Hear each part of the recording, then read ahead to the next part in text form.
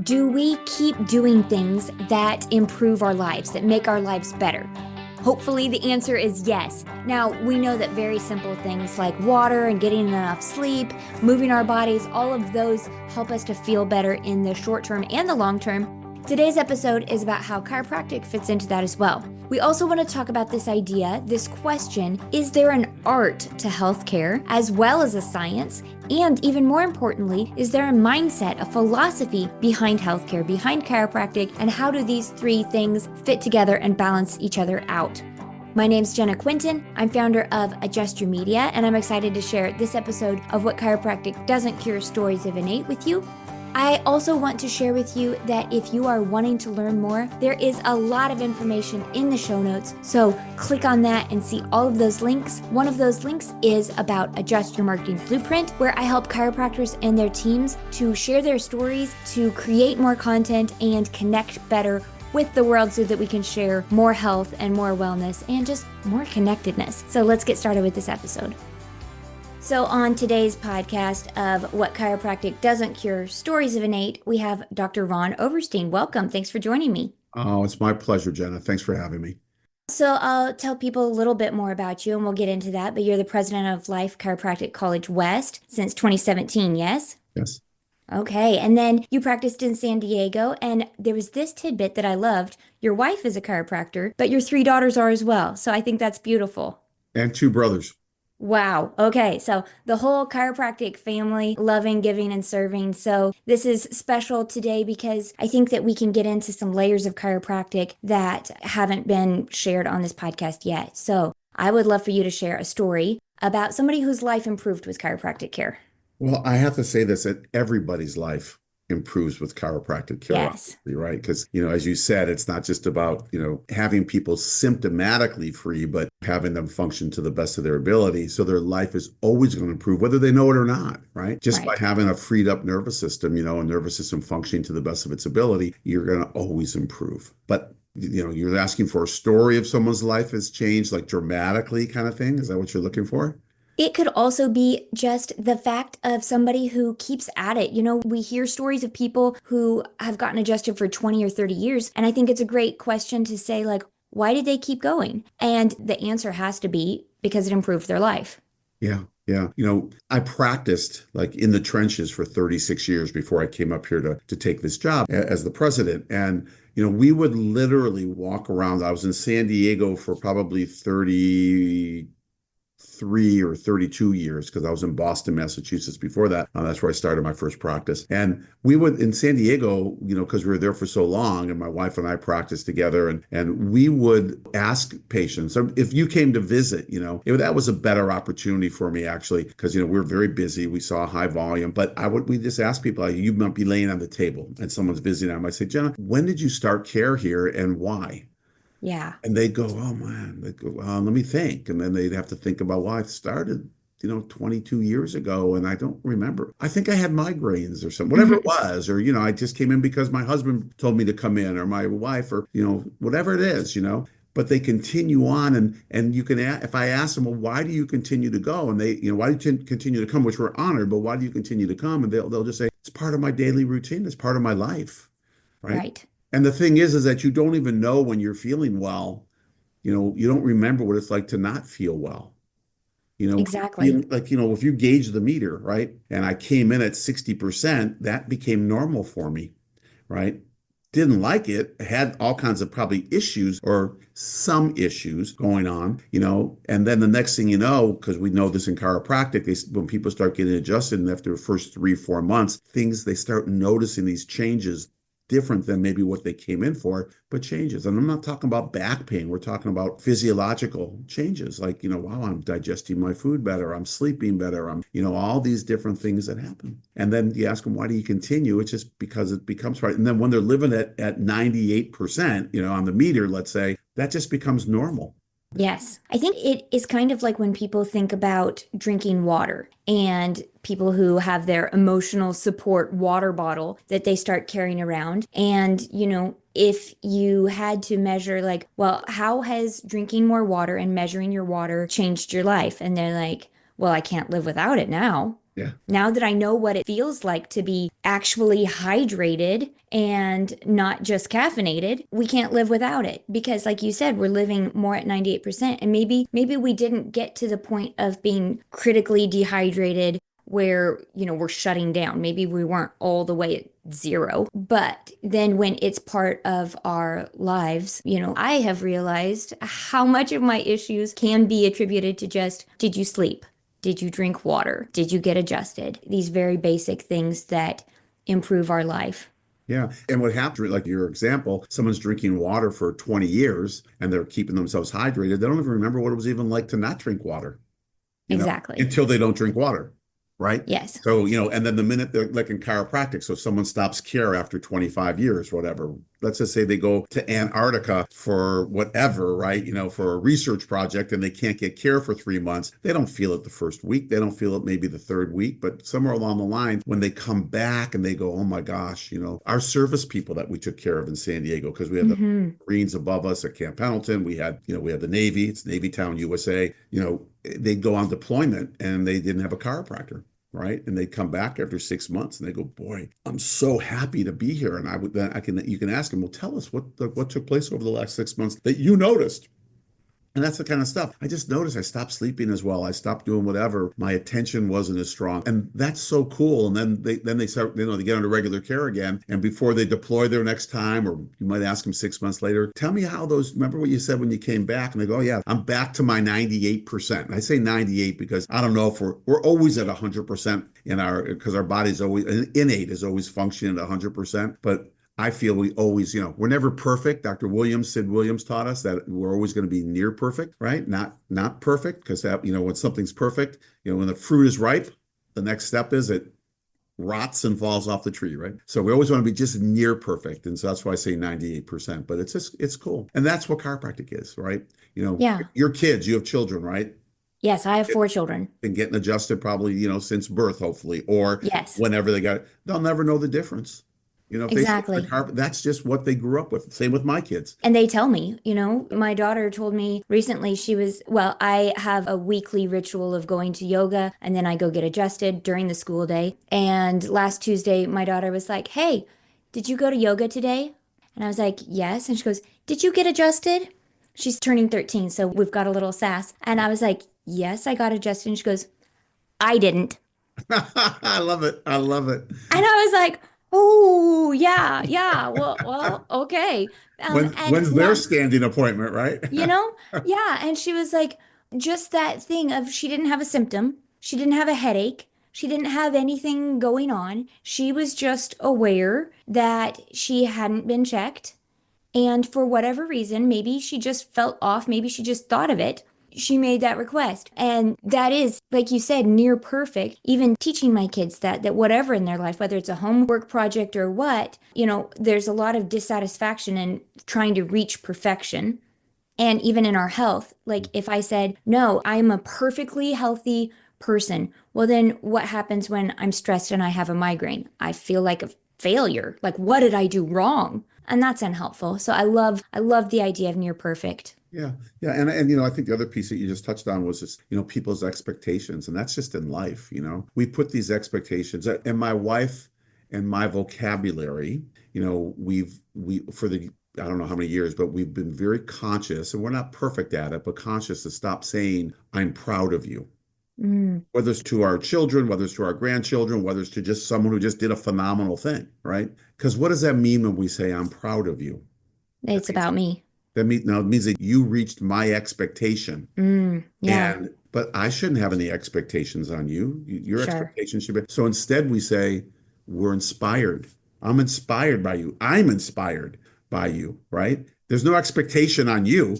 I'm inspired, and the reaction is so different, right? And it's the same thing. I'm relating that to what you just said about health, because so many people think that health looks a certain way, and we know that you could be symptomatic, and that's healthy. Someone has a fever, that's a sign of health, right? Somebody has something coming out, a tumor coming out. That's, the body is working to do what it needs to do to have it start to, fix itself or heal itself. And So, we're constantly in this state of, at least the world is, not so much chiropractic, but in this state of disease, or looking at diseases and symptoms as the problem, right? And the truth is, if we were able to teach people magic with a magic wand, or the health dust, coming down, that it's okay. Trust your body, trust this. And you also have to know when you need to do other things, because Mm, there could be a time and place that other things are necessary, right? And that's a choice that's up to that person. And that's the most beautiful thing about healthcare, is that it's our health, right? It's my yes. health. And we never told our practice members what to do. Never. Mm, We didn't. We'd say, this is our recommendation, or this is that. People don't want to be told what to do. People want to know, what do you recommend, and empower them to make the choices with information, so that they can make an informed choice, not a choice based on what their grandmother's dog's kitten said about, yeah. something. So, yeah. That is all beautiful. And I love that you have brought up this mindset of innate intelligence, of trusting our bodies. And we talk about this philosophy of chiropractic, but we also, and I don't think that everybody maybe necessarily understands, that we talk about three categories, a three-legged stool of chiropractic, that it's a science, an art, and a philosophy, and that we need all of those three. And I was thinking about chiropractic students at Life West. Obviously, they need science to pass the boards, they need the art in order to adjust people, and they need the philosophy to know why they're doing any of it. So, how do you tell people or recommend to chiropractors to maintain that balance between those three? Yeah, and it is a balance. It always is a balance. And that's that, like you mentioned, the three-legged stool, right? And if one of those legs is cut short, you're going to have a wobbly stool. So they Mm, need to stay even. And for doctors, what I would recommend, and I do recommend doctors, make sure they're doing a technique seminar once or twice a year. It's like, we go to license renewal, but take a, do something. I don't, I usually ask. I've had my same chiropractor for 38 years, right? And that's my wife. But when I'm traveling, whatever, if I get adjusted by somebody, I always ask them, when's the last seminar you went to? Adjusting something, because I don't want someone who says, "Oh, no, I haven't been for 5 years." We always got to practice our game. We always have mm, to get better. Pick up that little tidbit. We should never think that we have it all and I don't need anything else, right? I mean, go to a ICPA. It's so amazing. Jenna, like in chiropractic, someone goes to a Dan Murphy seminar, and I'm making this up, on whiplash and spinal trauma. And the next thing you know, the next week, we got 8 people calling in with whiplash, right? Or go to a PEDS conference, and the next thing you know, that next week, PEDS are coming in, right? It's because right. we attract that which what we're around, right? And what we're listening to. We put that in our heads. So same thing with adjusting. And so it's very, very important, right? And then the philosophy is super important. We just put out a venue. It's called the Vault. Mm, VAULT, right? It's vault.lifewest.edu. It's free. Anyone who wants to come in, it's stepping into a speakeasy, so to speak. And all there is video and audios of people going back to BJ Palmer, right? And it's incredible. And we're growing it. I took my private collection over 40 something years, and we're growing it. I put all the tapes in from the centennial anniversary in 1995 in Davenport, Iowa, that my wife were at. So I put those collections in, and I put other things and videos and things we've had at the college. And I mean, you don't have to go to get your philosophy, which I think is important. I think it's good, and go to seminars and go to conferences around that. But also, there's places online you can do. So what we decided to do is, instead of, and this isn't a plug, but instead of having to search YouTube and da da da, we just want to put everything in one place. So, and I even want to tell the audience that if you have stuff, submit it. We don't own it. It's just going to be up there, and we don't own, no one owns any of that stuff anyways. It's like, put it up. We don't want your own stuff, right? We want the historical stuff. And so philosophy is super important, because not just knowing your why, but knowing the why behind your why. And that's what hmm. philosophy is, right? And the truth is that philosophy should, and it does, if it's correct, support the research or the science.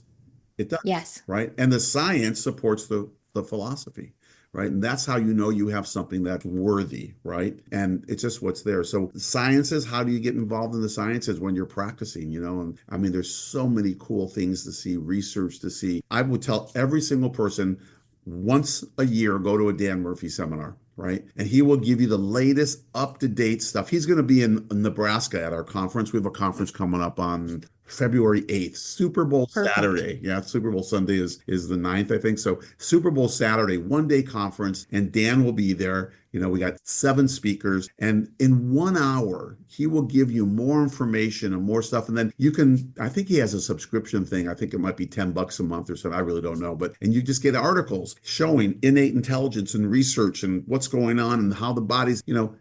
That's how we keep up to date. And then you start sharing that stuff with people because it becomes part of what you're doing. So that's how I would say to keep it going Yes. and get to your local area in wherever town you're in and have philosophy meetings, or just, that kind of thing. And, we did that in San Diego and we grew it to the point where we had like 60, 70 people coming, once a month, the first Thursday of every month. It's just someone just needs to start it and Hmm. build it and they will come. I love all of that because it all fits together so well. What you're saying in all of these categories of science, art, and philosophy, it really is inseparable from each other. And having that community as well, having that mentorship as well, because I think that a lot of us have underplayed the role of mentorship in our lives and mentorship in business, but also in our specific field. You're obviously really passionate about sharing chiropractic, and so often we're asked, where do we see chiropractic in the future? But I think that you specifically have a more global vision. I saw things where you've shared a nonprofit organization caring for people around the world and sharing chiropractic. What is your global vision for chiropractic? My global vision has been the same for 44 years, that every woman, child, and man should have the opportunity to have their spines checked for vertebral subluxation. Mm, That's my global vision, right? And that means that we need chiropractors all over the world. It's what it means, right? And that everyone deserves that opportunity.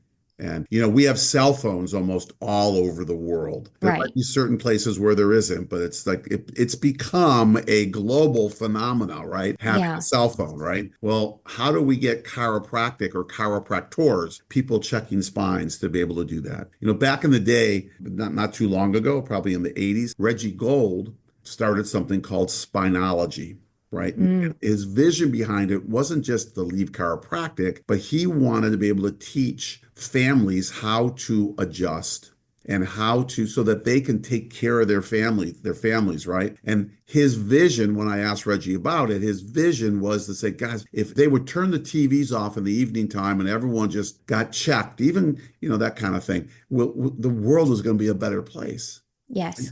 And so that was his vision. It didn't necessarily take place.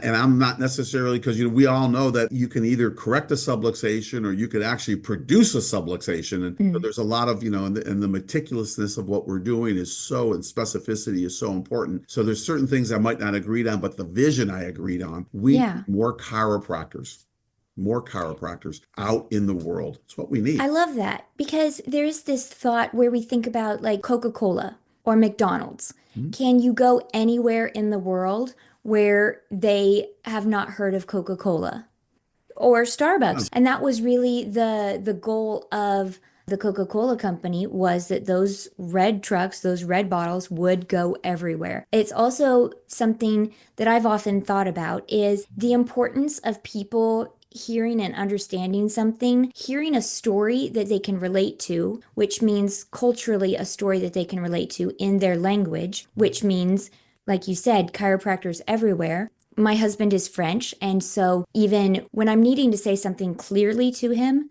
it would be better if I said it to him in French, Yeah. you Yeah. know? And thankfully I went to the effort of learning French. Not that I know the nuances, but he gets the message comes across.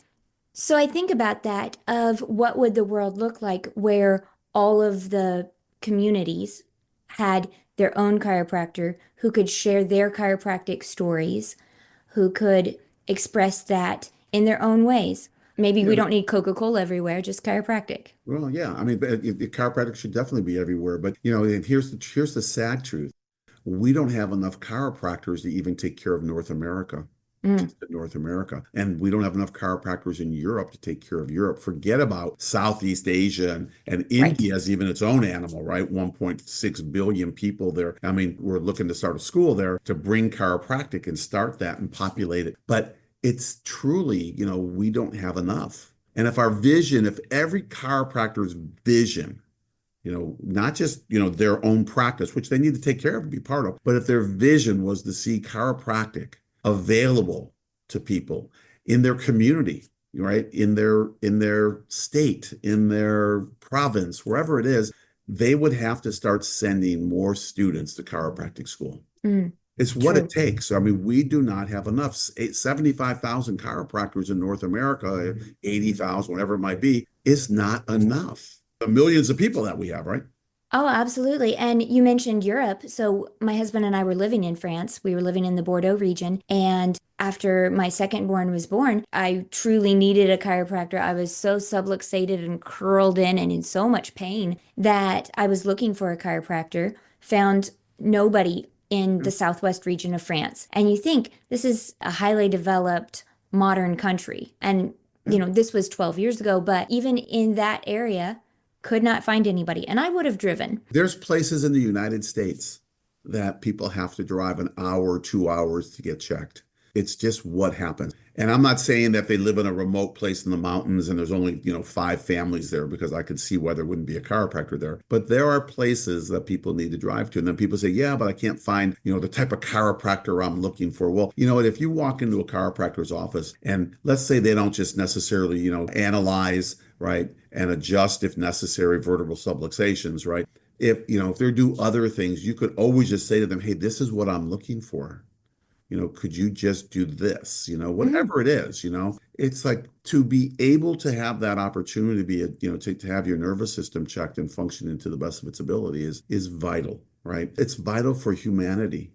I mean, I look and I see all these crazy things going on, murders and this. I look and see what took place in our country just, this past year, the division and all the hate and all the, just between an election, right? Now, I get emotions run high. I think it's beautiful because we should be passionate about, who our candidate is or what our views are. But to have hate and to mm, have discord like that is crazy. I mean, it's absolutely crazy. And I attribute that to, subluxation. I attribute that to people not being connected, right? Not being connected physically, mentally, spiritually. And when people are connected, they aren't going to be coming from this space of anger because we're born with love. I mean, love is mm, our inherent gift that we have from birth, right? I don't see any babies walking around looking to stab people. It's right. like not that they can, but it's like we're born with love. We're pure.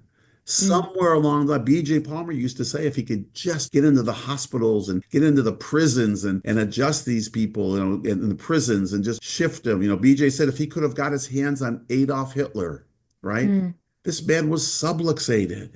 But he mm, wasn't born like that. Maybe he was born with a subluxation, but at some point he had love. He had love in his heart. It's that kind of a thing that we have to be able to realize that within us, we all have the same qualities within us, right? We yes. all have the same, we're all attached on some level. And our innate intelligence is always working to keep us, at 100%, always working there. So, I think we have to kind of step out and really see the bigger picture and not like oh yeah, well, that's all philosophy. It's not philosophy. If the garden doesn't have water, it's gonna die Yeah. unless it's something growing that doesn't need it, unless it's a desert plant, right? And you give it too much water, it might die. I don't know. I'm not a horticulturalist, but I do know this, that the body needs a nervous system free of interference. And it's not just physical. Everything you can't separate us. You can't separate our physical, our mental, and our spiritual. You can't separate that. Yeah. So, with all of this, I'm thinking about just conversations that we have. How do you start a conversation with someone where you bring up, have you ever thought about going to chiropractic college? How would you encourage chiropractors to start those conversations? Are there particular questions that you generally ask? There's one line I could say to anybody, especially for doctors in their offices, with people on the table. And it's really simple. When I see you in the office, whether you're lying down or not, could be after an adjustment, before an adjustment, I can just ask you, Jenna, have you ever thought about being a chiropractor? Mm, Just plant the seed. Yeah. And you might go, no. And I might say, you know, you would be a phenomenal chiropractor. You don't think maybe, and I'm not saying you, but people don't think, oh, I don't have it in me. I'm not smart enough. I'm not this. Well, the truth is, we know we can do anything we set our minds to. I can tell you right now, I have students that are, one student just popped in my head. She's here. The father isn't part of the picture. By the way, I don't believe there's such things as single moms. And that got drilled into me by one of my daughters. I said, I'm just inspired by how what you're doing as a single mom. She said, and she said, Dad, I'm not a single mom. It takes a village to raise families. You're Mm. part of my village and my friends are part of my village. And it's so true. So, and it really is a derogatory statement, isn't it? Oh, you're a Yeah. single mom. It's almost like, oh, poor you kind of deal. But I've got a mom here who doesn't have a father figure in the picture with 6 kids. Okay. 6 kids. And the youngest, probably about now, is probably about maybe 18 months or 24 months old and just on up. And I am telling you, the last thing that somebody would have thought was she can't do it. And Right. she does it, right? But what happens is someone needs to plant that seed. So very simple. Jenna, if you ever thought about being a chiropractor, Yeah. and I'm That looking for is, people with heart, Jenna. I'm not looking for people yeah. that they don't need to be MIT or Harvard, brained people. They just have to have a heart and a caring heart that really want to take care of people. And then we get on the path. If they said, I've never thought about that, well, why don't you? Because just plant that seed. The next time they come in, they might say something, or later on you say something, and it's not going to be an overnight deal. And sometimes it is something. What do I need to do to look into it? Well, Mm. lifewest.edu, or I'm having an evening in my office. So we have an ambassadors program where any doctors can become part of it, right? It's very simple. There's no charges, there's no nothing. We give them all the information, all the materials. We set them up for total success, and they get to have some of their patients in their office or in their community, right? Be able to come in and hear about chiropractic, and they'll give a talk that we prepare for them. They'll give it that we prepare. They can use the cheat sheets and have slides and all kinds of stuff, and they get to share chiropractic, right? If I got chiropractors into kinesiology classes at the community college or the college in your town, what do you do with a kinesiology degree? Like, think about this. Yeah. You track to what? You track to physical therapy, occupational therapy, right? Athletic training, these kind of things, right? And they're all good things. But if you went into a kinesiologist, there's no such thing as a kinesiologist, right? If you walk into a class, there are 100 students, and you asked them, how many of you have thought about tracking into chiropractic? You'll be lucky to get 5 hands go up, 5%. You'll be lucky. They have no idea. And then once you tell them Right. about it, it's like, I didn't even know. We got to be done being the best kept secret. And we've got to Yes. get out and let people know what we do and what's there. And it's a passionate professional. Beautiful, what a beautiful profession to be able to be your own boss and do your own thing and set your hours and raise your kids and still practice. And, it's great. So, Jenna, when's the last time someone asked you, ever thought about being a chiropractor?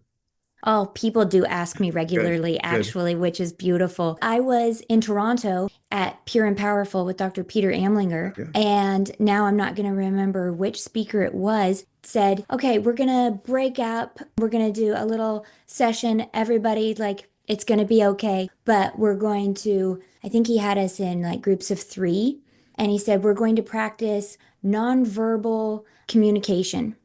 And so he said, everybody is going to palpate one person's neck and pause when they find a subluxation, and the patient is going to raise their hand that the doctor knows. And so I am not a chiropractor, I'm a writer. So I was immediately like at conferences, I'm sitting there with my journal writing down everything. So I was like, okay, well, then this is me out. Bye, see ya. And the beautiful woman next to me was like, stay, you can do this. We're not adjusting, we're feeling, we're communicating. And so she said, just feel my neck. And when you feel something different, when you feel something not right, I'll raise my hand. Yeah. Yeah. Wow, what an amazing thing to just share that connection with someone and to be able to say, right here, there's something. I don't know, and I'm not going to do anything about it, but to feel that. And I think that, we do that. You mentioned spiritually, emotionally, when you look at a loved one or a stranger and you're like, something's off with them. And do we then say, hey, what's up? I think that we have all kinds of chiropractors in our lives who do that, who check in on us, who find where there's dysfunction and who adjust it in us. What a beautiful thing to actually be able to do that to man the physical, reconnecting man the spiritual. Yeah, absolutely. It is. It's so amazing. And people get to experience their true self. And that's really what it's about, you know. The connection's always there, by the way. We're just opening up the channels, you know, any interference to the channels to allow that connection to flow even faster, deeper, more, whatever the word is that opens it Mm, up, whatever the verb is. But it's so cool. So beautiful. blessed profession, that's for sure. Absolutely. Well, I know we could talk all day long, but I'm going to put all of the links to the vault, which sounds amazing, Yeah, yeah. to the workshop at Life West, Nebraska, which is going to be amazing as well. I've seen the speaker lineup, and that's powerful. So looking forward to that. But thank you for sharing. I also want to add, because I didn't mention it, but the wave, which so many people have said, what a powerful, fantastic event. So I will put the link to that as well. Yeah. But I appreciate your time. I appreciate what you're doing for the profession and for students so that my children will grow up in a world with more chiropractors. Thank you. And thank you. And I take that very personally and I appreciate it. And I think that our audience needs to understand this, that it's not just the school, right? The school is just a vehicle Mm, to put more chiropractors out, right? Good chiropractors, phenomenal graduates. And it's really more about changing humanity. It's about mm, bringing health to our world. That's the picture that we got to focus on. And then the how is the school and doing, then the school has to produce its stuff. But thank you, Jen. I do appreciate it and I appreciate the invite. So thank you so much. And I wish everybody Happy New Year. And I hope that you had a great holiday and let's make 2025 the best year. And let's just say this, let's make it our most connected year, right? So that we mm. can be more connected, the connection to the perfection within. Let's get more connected so that we can bring ourselves, you know, to the world and to our community in a much, much higher frequency and in a more coherent state. So I love and appreciate you. Thanks for having me. Thanks for being here.